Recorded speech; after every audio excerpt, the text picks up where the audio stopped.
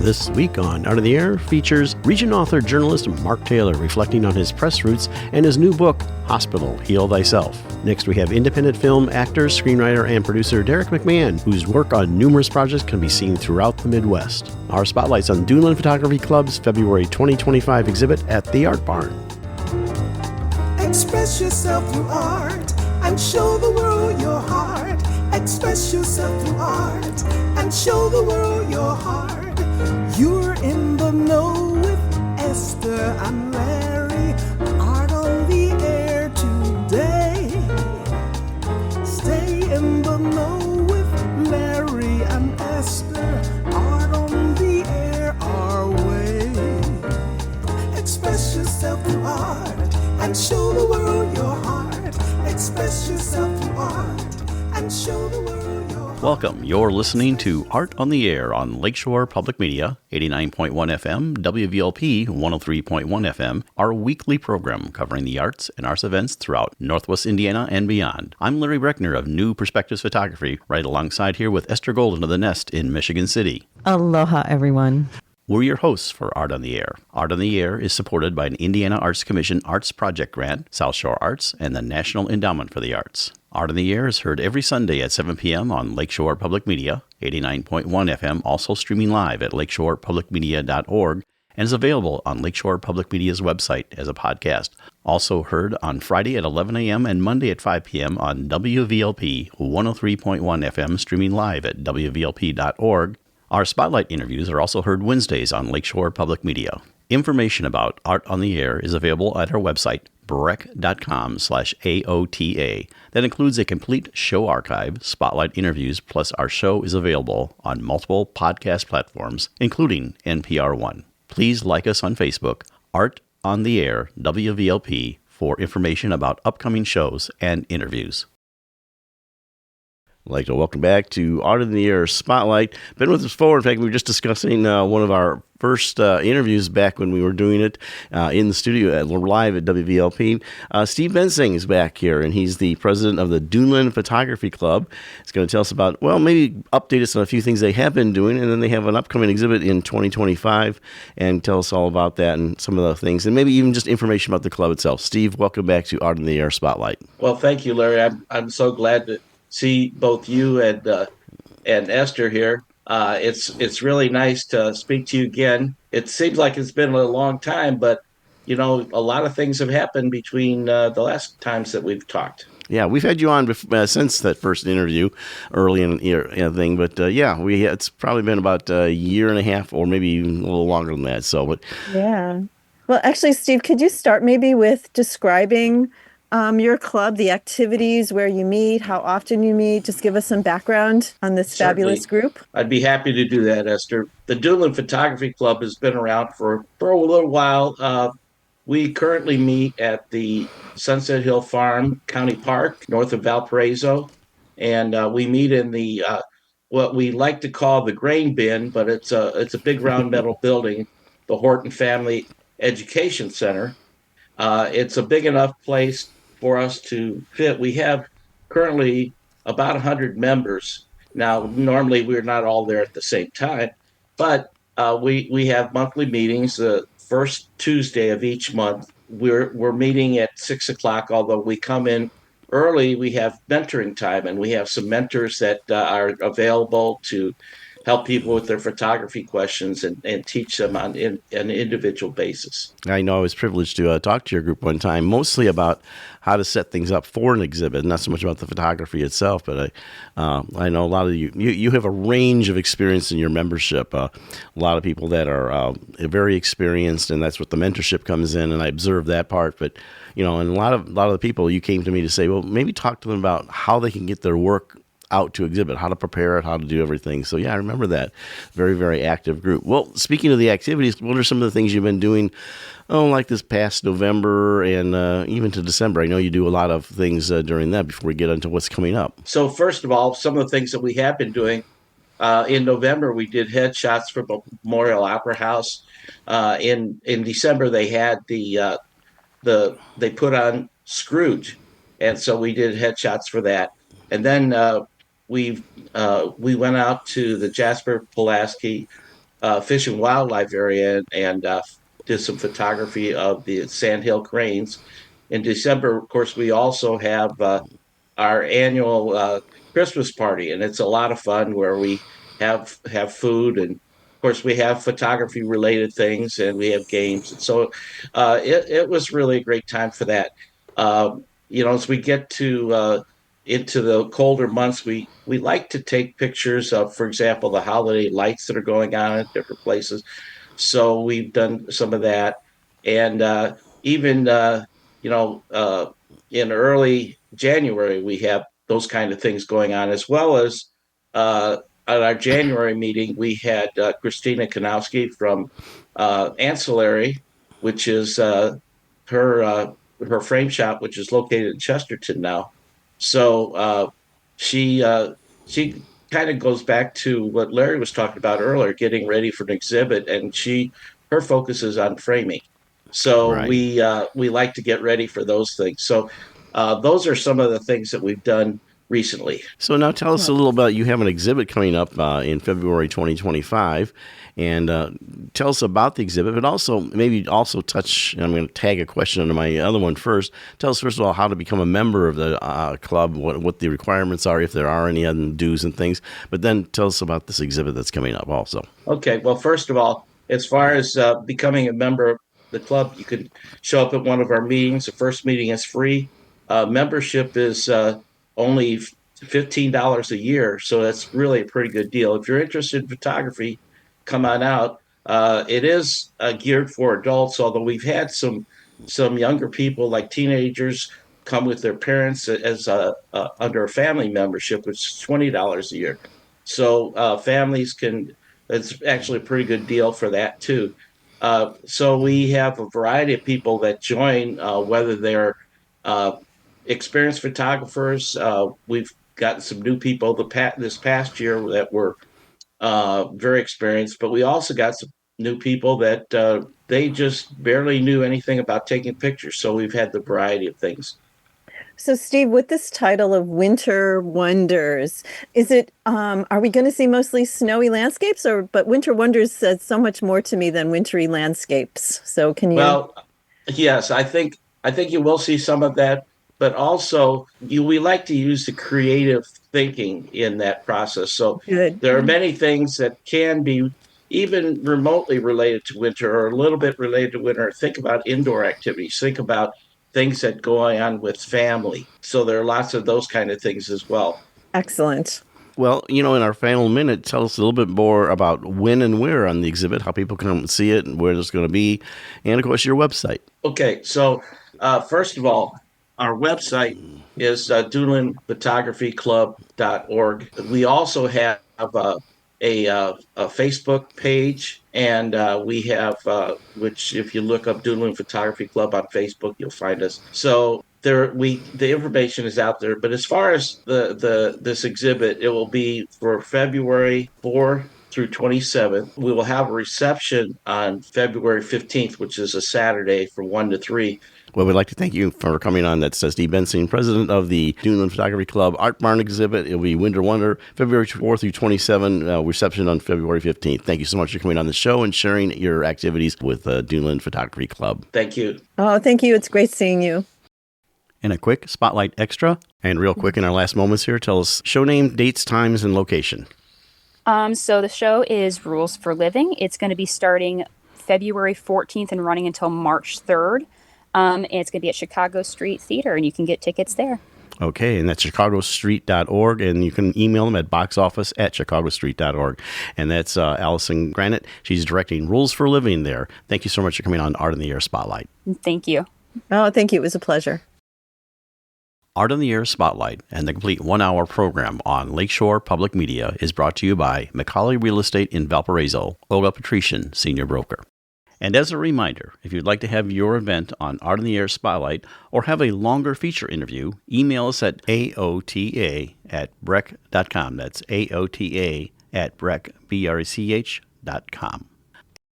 This is Pledge Week for your public radio station. And Art on the Air encourages our loyal listeners to support this station by making a monthly sustaining pledge so we may continue to bring you this great program.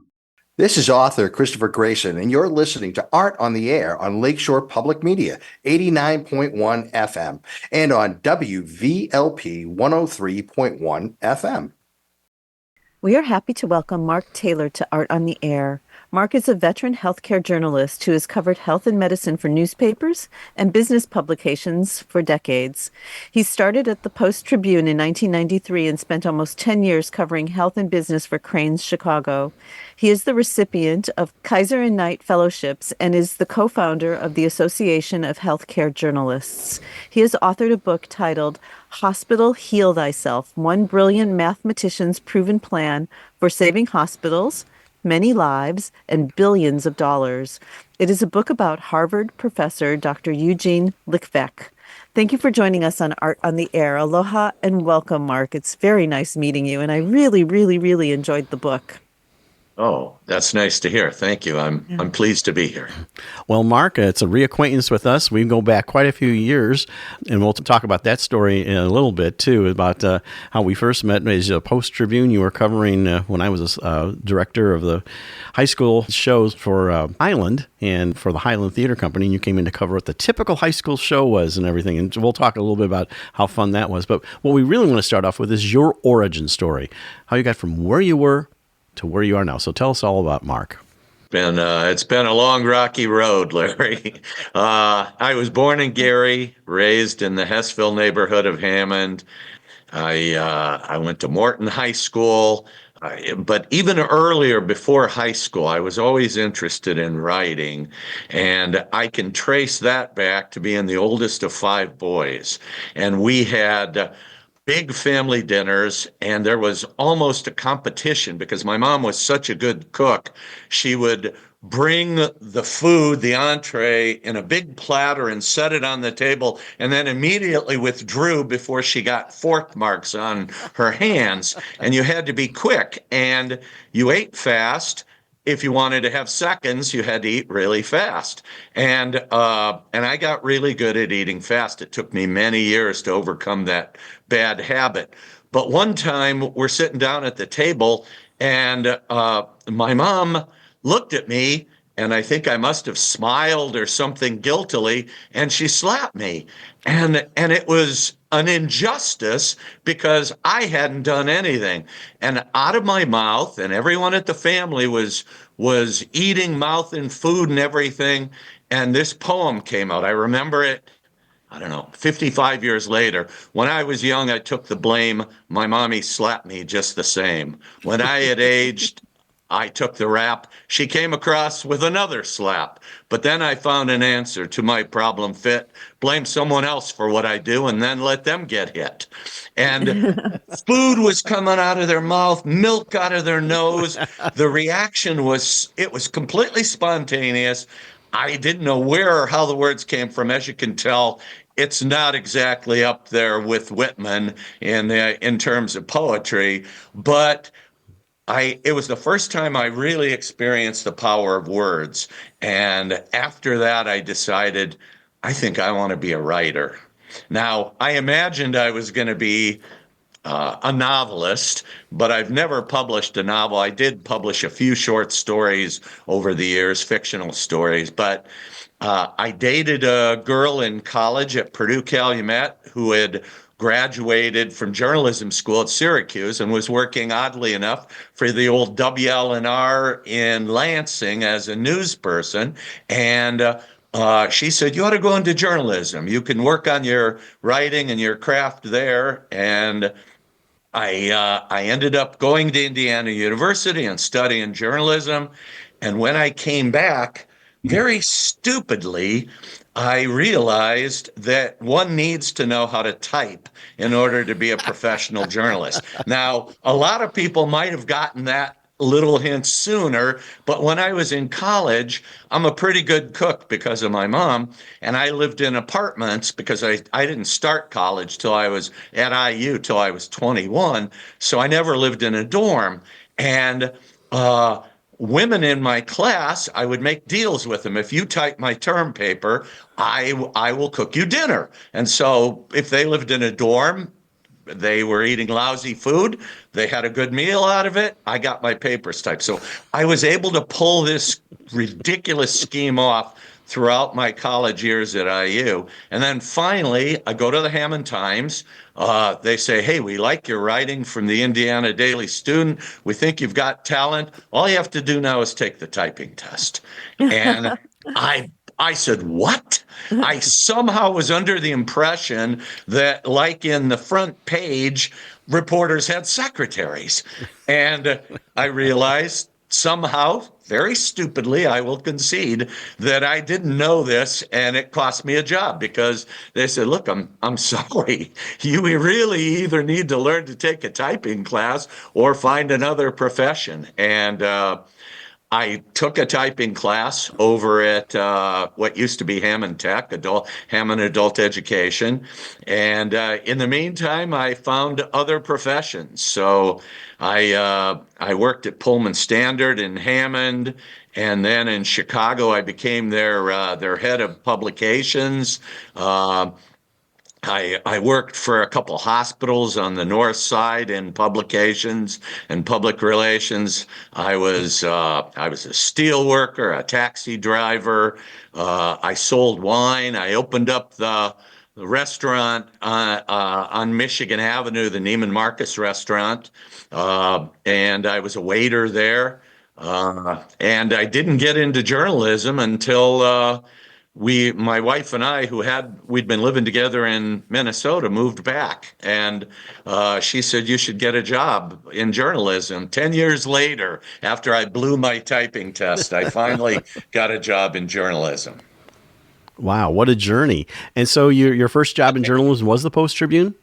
Well, yes, my first regular job. I mean, I'd freelance stories for the Reader and for Northwest Indiana papers. But yeah, the Post-Tribune first hired me as a correspondent, and then I got a full-time job. It's kind of crazy. My wife, I married above my station. I think you met my wife, Marcia. She's much smarter and more attractive and accomplished and confident than I am. But she's been very supportive. And we were living in Rome, Italy, because she was smart enough to get a Fulbright there. And I moved over there with her. And at this point, I had a job offer from the Post-Tribune, but it was tentative. So I got over there and they said, okay, while I was over there, they said, we're gonna offer you a staff writer job. And of course you want the security and the insurance and everything else. So I started freelancing for the AP and some other publications, and a guy who apparently had read my pieces called me one day to talk to me about a job. And he was not just the Rome bureau chief, but back then the Rome bureau covered most of Europe and even part of the Middle East for a budding new TV network called CNN. And he seriously didn't offer me a job, but said, look, you got to go through the process. So as far as I'm concerned, you're my man, but somebody from Atlanta is going to have to come. They came and everything was good. And then they were waiting for one other person's okay from Atlanta. And I came in on a Monday morning expecting I'm going to get a job offer. And the guy who was going to hire me had to go to Lebanon because the Archbishop of Canterbury's emissary, Terry Wade, had been kidnapped by terrorists in Lebanon. And he was there for months. And his secretary said, here's an envelope for you. And he showed it to me. He says, Mark, I think there's a great chance you're going to be hired, but I can't make you the offer now. And the Post-Tribune said, hey, this job's not going to last here waiting for you forever. So I went back to the United States early. My wife and stepson stayed in Rome. And I came back to the region and worked for the Post-Tribune. Instead, just imagine looking at me. I could have been Wolf Blitzer. There you go. Well, yeah, you can do. Well, I just want to briefly, before we get on to the real subject of this, about our first meeting, and that you were on a project for the Post-Tribune. And so tell us a little bit about that. And there was a little bit of drama that went with that. Of course, in theater, there's always a little bit of drama. Well, my memory of this is a little rusty, but I recall nearly at the last minute, one of the leads of this show left it, right? They got suspended from school. You were covering us for like 6 weeks as a feature about the typical high school musical. And so you would come in and watch rehearsals and everything. And the week of the show that was going to open, our lead got suspended for something. And so we had to scramble to cover that. But you were there at the closing of our show. You were there when we had our closing night, I call it the company party, with everybody.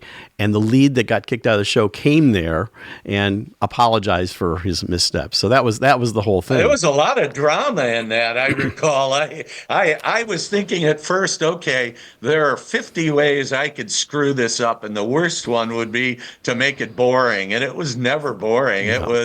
It was all these young aspiring actors and you and the production crews and everything. It was so coordinated. I was in theater when I was in high school, and I'd only seen a small part of that. Seeing it from your perspective was really, really interesting. Well, and you definitely covered that incident, in your writing. It was I know it was a delicate thing to cover, but everything. And then a few years later, we had another crossing of some daughter of yours was involved with a theater company. Different school, but yeah, you were at Munster High School, and my daughter Katie, who was smitten by the theater bug at an early age. I remember I got a fellowship, a Kaiser fellowship, and I went back to Indiana University in 1996-97 and took my family. And my daughter signed up for a all-female production around Christmas time of Tiny Tim, A Christmas Carol, but she was Tiny Tina, and all the roles were played by women in this, including Scrooge. And she got a cold, like a bad cold, the day before the show, and we were so concerned, and she was going, "Dad, but I have to go on." And I didn't even recognize her voice. And I'll tell you, it was amazing, because she went out on that stage and somehow she just put that cold in her back pocket and performed her heart out. And she got, it was a small role, but she got a write-up in the local paper for her tenacity and skill. I think she was maybe 7. Right. Well, and then the lead that she did for us was Once Upon a Mattress. So that right. was yeah. So I want to ask you, I'm personally curious, what were the themes of the articles in the Reader when you were writing? I was living in Chicago for about 5 years in the early 1980s, late 70s, early 80s. And periodically they were just small things about Chicago life. I didn't have any luck getting short stories published there, but just things that are going on in the neighborhood and that. I was trying to find my way back to being a writer and not succeeding very well. So how did health and medicine become your particular field? Well, it was funny. At first, I thought it was a punishment. I'd been covering, I started with the Post-Tribune as an entertainment writer. So it was great. I got to see any concerts I wanted as long as I would review them or interview the artists. So I got the last interview with Roy Orbison before he died. And that was just wonderful. And he was one of my heroes, and B.B. King and Ringo Starr and all kinds of great international and national artists. Actors, authors, even politicians. I interviewed Bill Clinton when he was running for president the first time, and later on Dan Quayle, and it was pretty cool.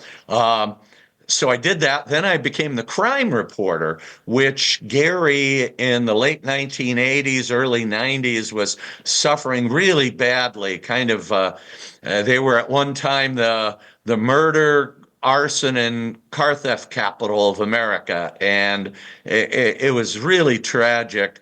But if you're a crime writer, that's very fertile field, and so I thought I was pretty good at it and I was enjoying it. And uh, then I think I might have gotten assigned to cover local government. And because at one time I was the president of the union and I was active in the newspaper guild union, we had an editor come in who let's say vowed to break the union, and she somehow got caught because she left papers on the copy machine that detailed her plan to break the union, and one of our members apparently got a hold of it, took it to the publisher, and she was gone by the next day. And they came up to me and they said, okay, things are going to be different. You know, you're going to get a new assignment. And the Clinton health reform bill was sort of making its way through Congress at the time. It ultimately failed to pass. But everybody thought, well, we need to know more about this. And so they assigned me to it. And I knew nothing about it. I had no background in it. It was pathetic how little I knew, but I didn't want to be shown up. And it turned out it was the best thing that ever happened to me because I dove in head first. My wife would tell me, you know, you used to, when we'd come to bed, before you go to sleep, you'd read novels and interesting biographies. And now you've got a copy of My Prostate and Me and weekly mortality and morbidity reports for the Centers for Disease Control and Prevention. You know, you become boring. I go, I got to understand this. And it turned out to be the best thing that ever happened to me. I got a Kaiser Fellowship, so I was able to take a year off from the daily grind of working at the Post-Tribune and study our national healthcare system. I could do it anywhere, so we went down to Indiana University, and I became a visiting scholar there.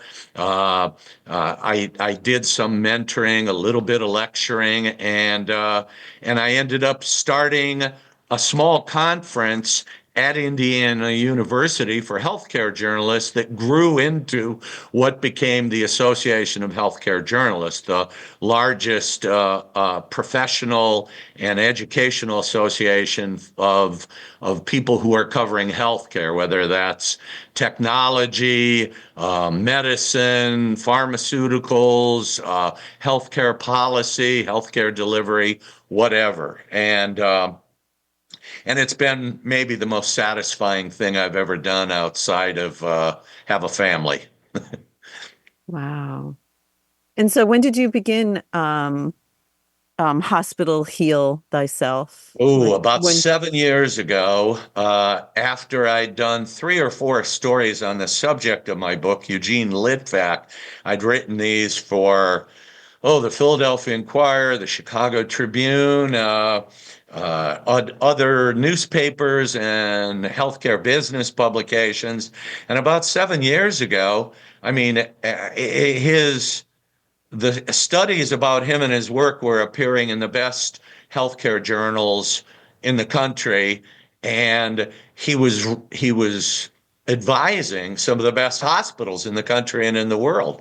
And it was kind of remarkable. And I was surprised it wasn't getting more press. Right. So he and I discussed it, and we said, I think there's a book here. And it would take a whole other session to talk about his life, which is a fascinating life. In the former Soviet Union, he was internationally known as an applied mathematician. He published a paper with a Nobel Prize winner. His research was being published around the world, yet they wouldn't let him leave the country because he was a Jew. And because he was a Jew, his career prospects were limited. His educational prospects were limited. Even in some sense, his housing was limited. And And he got invited by Claude Shannon, the father of information theory, who worked with Alan Turing on the Enigma project during World War II. This guy's like kind of one of the fathers of computers. And Litvak wanted to come for this conference that he was invited to, and they said no. And he said, well, all right, my wife and I are going to apply for permission to leave. And he and his wife immediately lost their jobs for 10 years. They were persecuted by the secret police, threatened with jail, phones tapped, they were wired, followed. And the KGB even attempted to recruit him. I said, look, we will send you to America if you want to go see Claude Shannon, but you must tell us what other mathematicians and scientists are doing. We'll send you around the world and you tell us. Just talk with us about what they are doing. And he delicately refused it and eventually came to the United States 10 years later.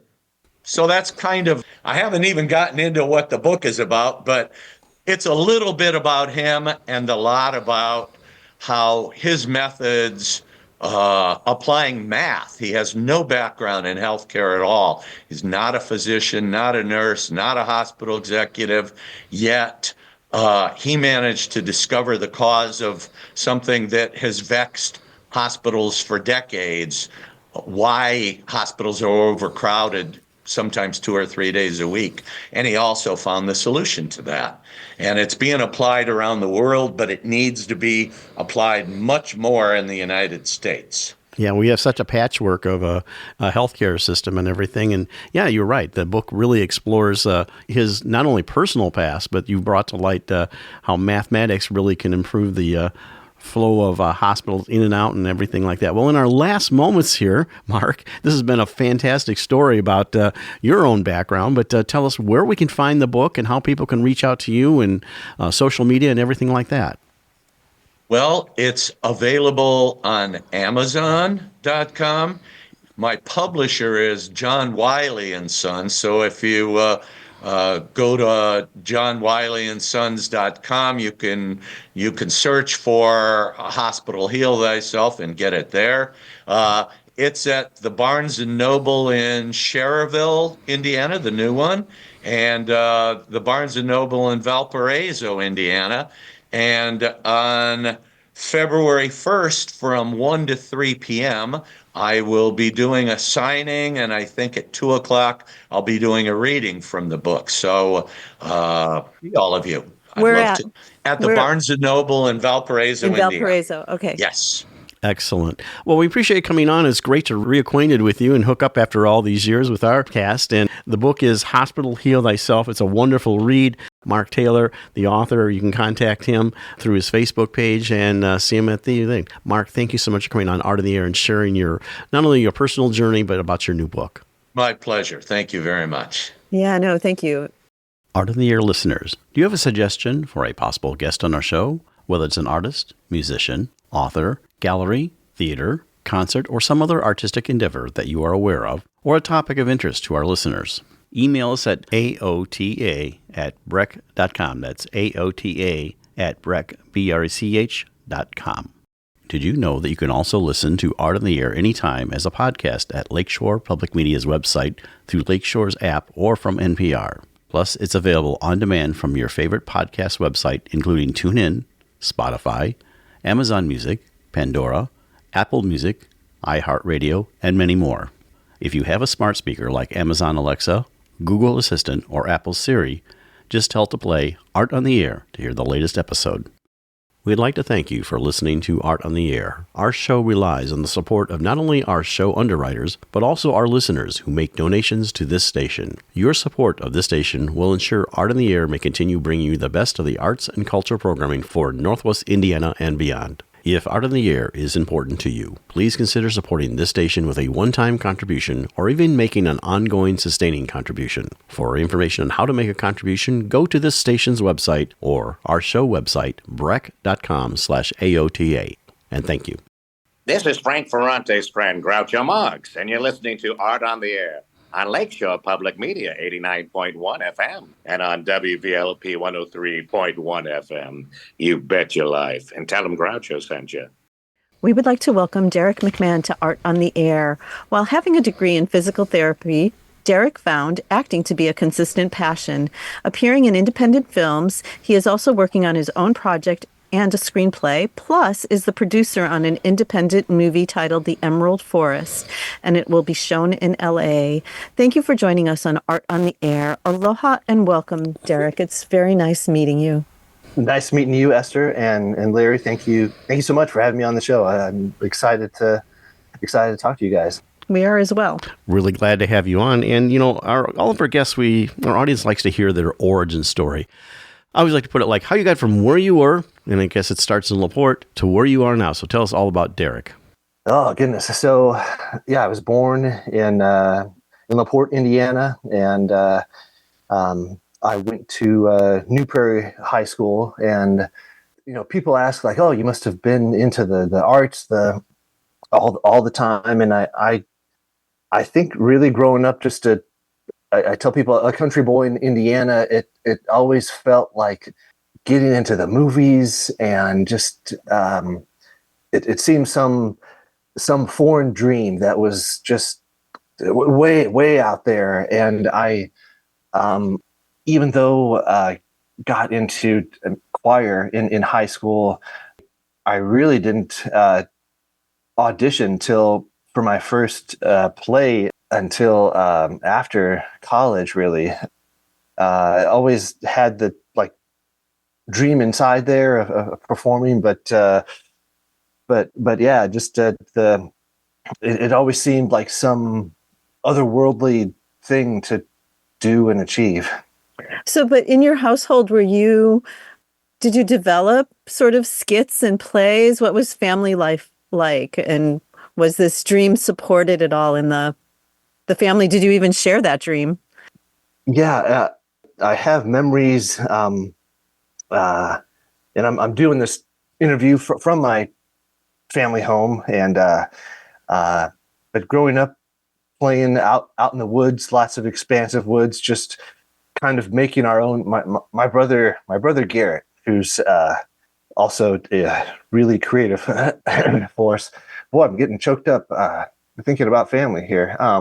But my brother Garrett, just playing in the woods, and we would just reenact Indiana Jones, playing out in the woods, or Star Wars, or we had our own Endor forest out there in the woods, and so it was really just sticks and.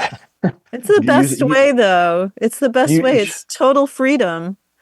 Using your imagination, and that's so we kind of did our own reenactments out. My brother and I out playing in the woods. I think that sounds lovely. So in high school, you said that's the first experience you had in shows. So tell us about some of those experiences. What your first show was, if there was any roles, any favorite roles in shows. And really, in high school, I was in sports some, and I graduated with the Indiana State Honors Diploma, and I'm like, well, some of that was, you needed to have some more art curriculum, so I got into choir, and there was some just getting on stage, and granted, it was an ensemble performance, and just like, I really like that, doing different choir performances. So it was much different than solo on screen, but really the first truly acting work, because it still felt like I don't know how do I pursue this as a country boy from Indiana. So it was just kind of that was the first just little taste of being in front of people. And but I would say just some of my classes with public speaking classes that some people were terrified of. I loved, it was just getting up in front of people and giving a presentation. And I do remember that feeling of just being in front of people and telling them about whatever school presentation, but I took that. I remember that enjoyment, and I think I continued to take that forward with this real dream that was not realized whatsoever at that time. So during high school, Derek, did you develop writing then? Did you enjoy writing? Did you enjoy telling stories? I'm just kind of... And I really enjoyed the creative writing classes in high school. And again, I do distinctly remember that, Esther, but it was just something I enjoyed, but like, where can I guess I keep harping back on like this. Well, I really enjoyed this, but what do I do with this? Well, but sometimes, sometimes the things that we love, we don't know where it's going to eventually take us. And so, but as you're writing, your English teachers would have to be reading. And did anybody encourage you? Did you share your writing with your family? Sorry, I paused because my mom has recently passed away. Oh, so our condolences. It's so difficult. So mom was always a really big supporter. I do remember in high school, it was just a couple of years ago. Mr. Suter, the English teacher that I just remember that just always super encouraging, just always the super encouragement and kind of planting some of those just initial seeds of encouragement. And I think that's important for anyone growing up. I mean, I'm revisiting these dreams a little later in life. But I think that's important for kids just to like, wow, this could be just a reality. I guess I didn't see the entire pathway, but I enjoyed the things I was doing at the moment in Mr. Suter's class and with my mom's encouragement. I know. Well, I think you'll find that generally that happens a lot. People have these massive careers and then they take up the arts or they develop a love for painting or ceramics. So I don't, everything in its right time. Well, which brings me to you did pursue a degree after graduation, and I think it's what we'll call it your career that pays the bills is physical therapy. So tell us about that. And then I know the journey you went to Indiana University, but then we'll see how that matriculated to your first audition. But tell us a little bit about the physical therapy journey.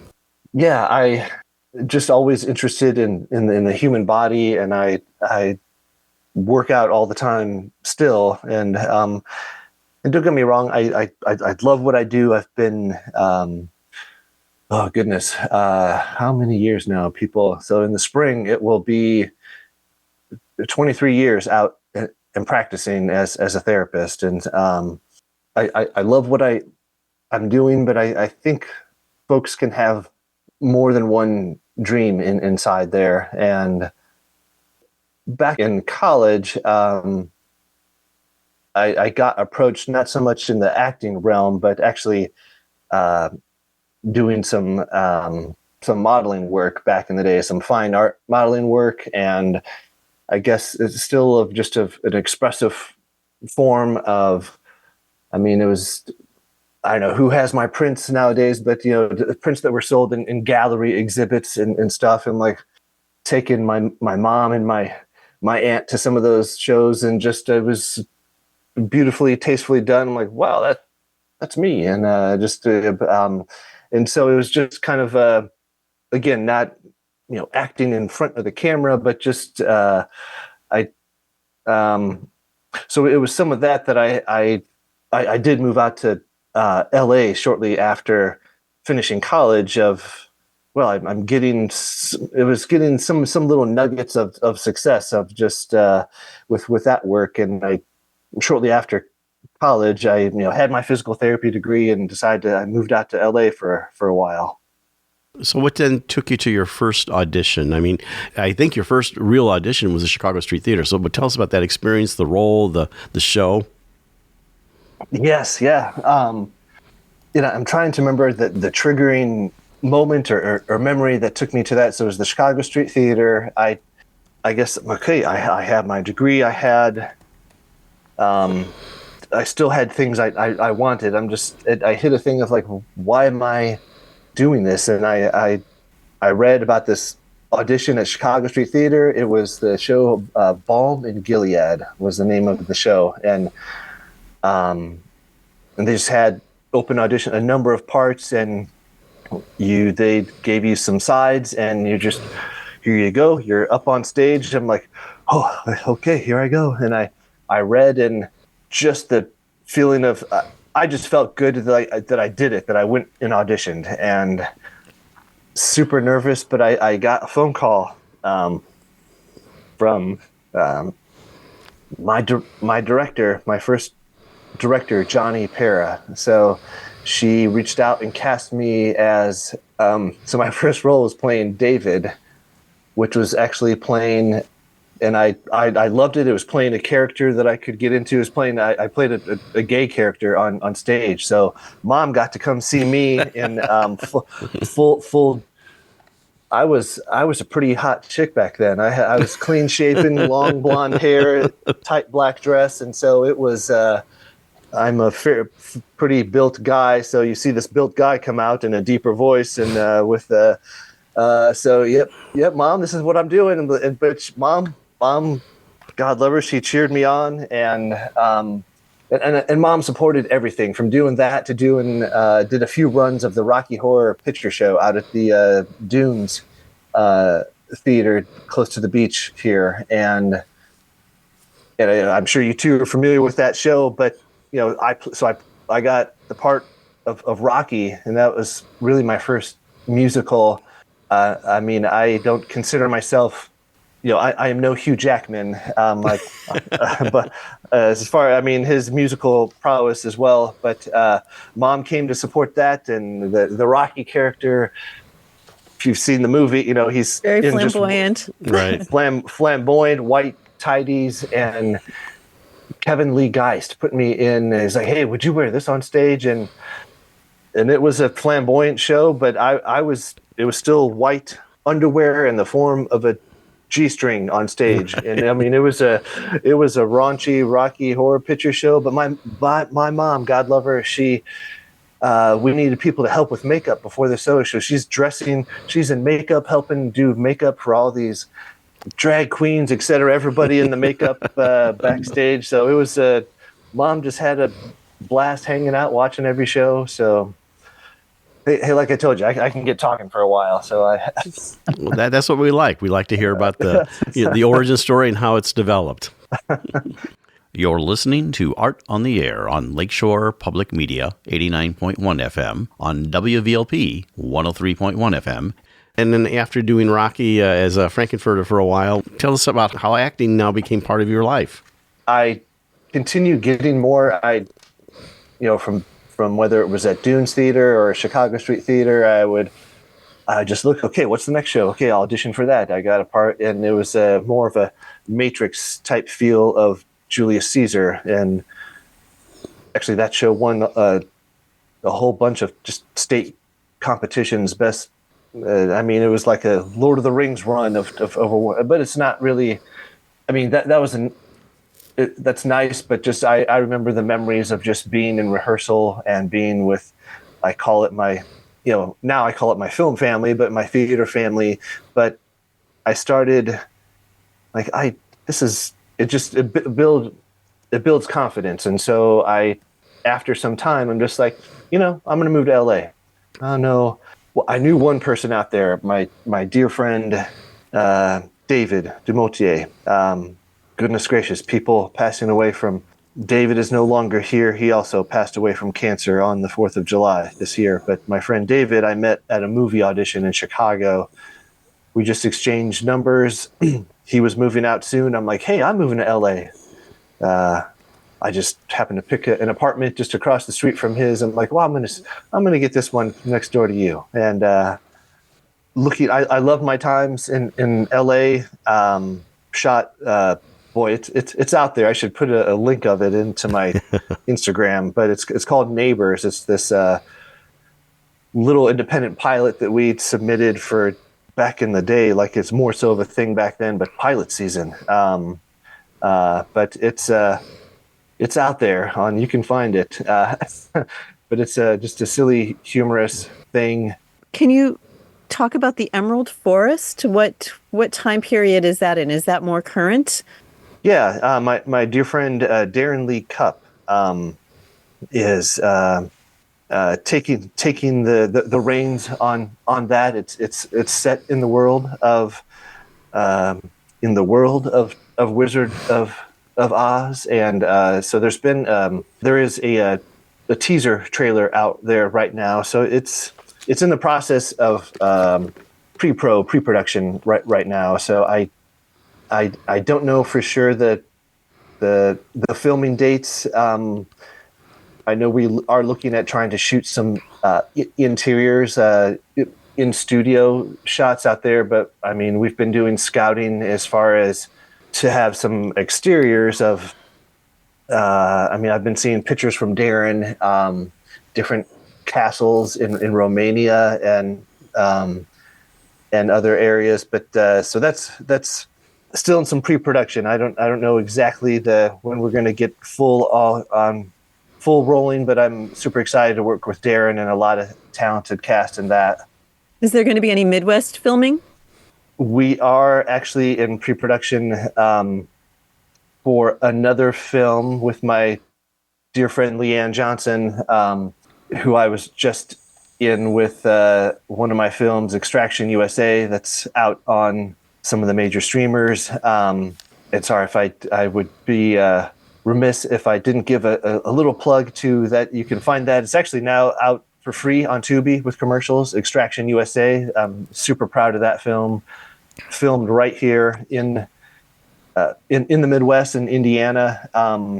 So Leanne and I call her my tag team film partner, and she reached out to me for Extraction. Just I didn't even know about it. It's like, hey, I have a part in mind for you, and yeah, and Leanne is doing amazing things, and so I was just like, yes, yes, I'm all yours. I will, whatever you want. And but I tell her all the time that I'm so thankful for her reaching out.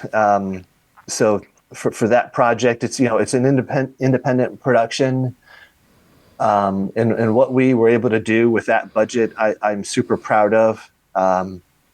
People they might be shocked when warning. So I play a very so no potty language on this podcast, but a very mean a very mean bar owner. So and I'm not particularly nice to Leanne in this. So she also chose me because she told me she could trust me, and so there's I'm not a nice.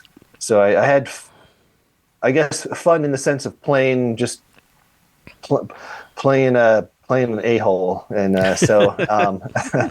Well, on the other side, one other role, and I know we only have a couple minutes left, but I wanted to touch on when you were in America's Prayer, shot near Louisville, and you played a Jesus character. And there's a story, I think, in our notes that we have of how after you did something, some of the cast came up to you. Tell us about that.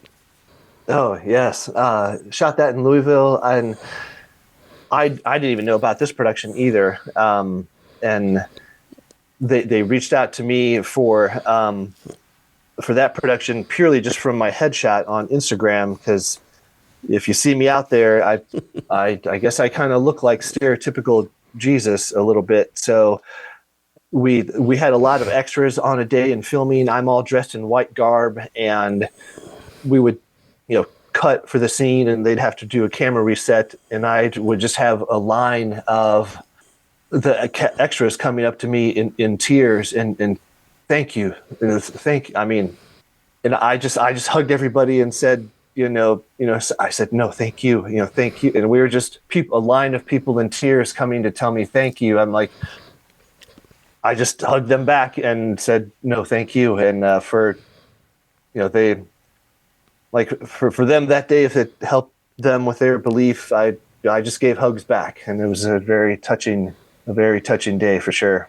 In our last moments, I want to give you the opportunity to tell people how they can find out about you online, contact you. Maybe someone wants to reach out to cast you and things like that, Derek. Yeah, easiest way, some people have some weird handles out there, all kinds of numbers and stuff, but it's just Derek.McMahan on Instagram. Same thing on Facebook. You could message me directly on there. So I trying to get caught up with posting with, there's a number of projects I got to get, I try to do my best in kind of posting some behind the scenes images and whatnot, but I'll definitely throw a link up to this for sure. And, but yeah, anybody can reach out. I love collaborating with all kinds of folks and expanding the film family. Exactly. Well, we appreciate you coming on Art in the Air, and of course, your picture on our website. We'll link it to one of your sites so they can contact you through that. That's Derek McMahan, actor from LaPorte County, and also doing a lot of projects coming up. And we didn't even touch on your screenwriting things coming up. But anyway, we appreciate you coming on Art of the Air and sharing your art journey and your entire journey.